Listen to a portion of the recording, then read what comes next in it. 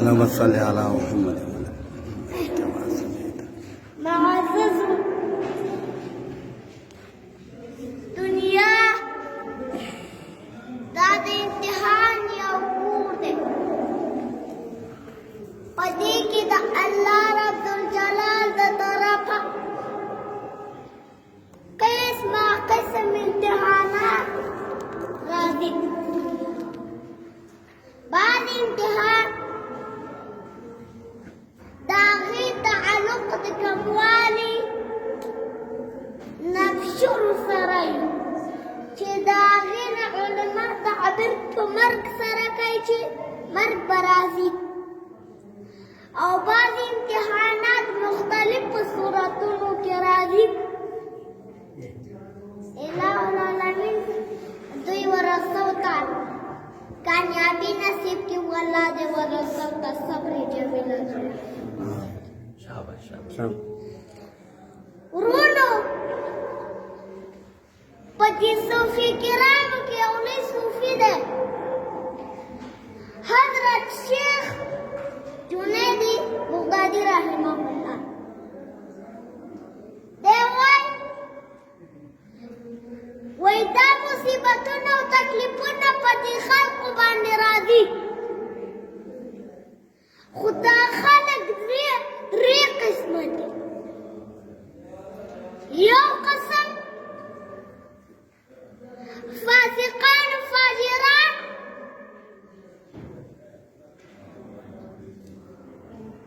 بدکاران، او دریم قسم د الله دوستان اولیاء الله دي. فاسقان و فاجران و بدکار باندې چې دا مصیبت او مرګ راځي،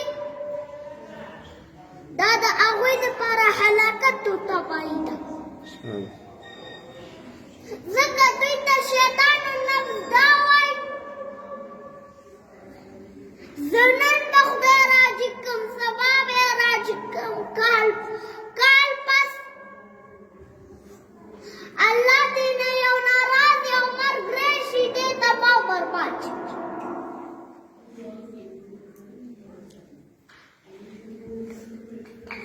موسی علیه السلام الله ته عرض کړ،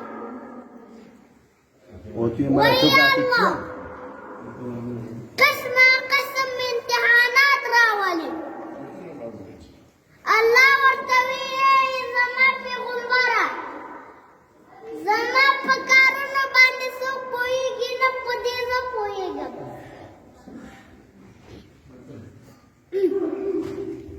موسی علیه السلام عرض کړ،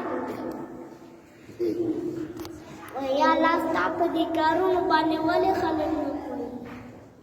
یوه ورځ به یې درته وښیم.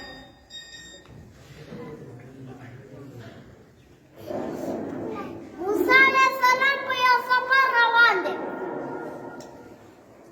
یو ځای کې دمه کوي، شنه باغچه ده، سیمان پکې دا ورسره خوا کې چینه ده. اوږد بدن موسی علیه السلام کړی، چرنده مې وکړه، اوبه یې وڅښلې، سخته ګرمي ده. راغی د یو ونې لاندې څادر خور ته دغه د الله په ذکر کې مشغول. لږ وروستو یو نوجوان راغی، آس باندې سور دی، توره ورسره ده، انتهایی په تیزۍ روان دی.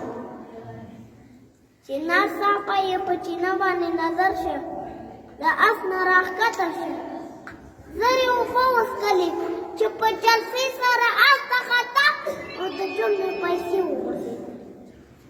پیسو ته خیال نه شو په تیزۍ لاندې. موسی علیه السلام ګوري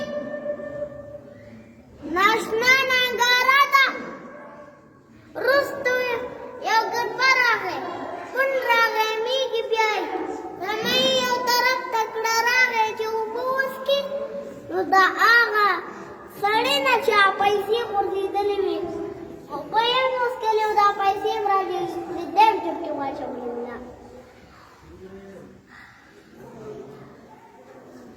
هرى النعام بن جبل رضي الله تعالى عنه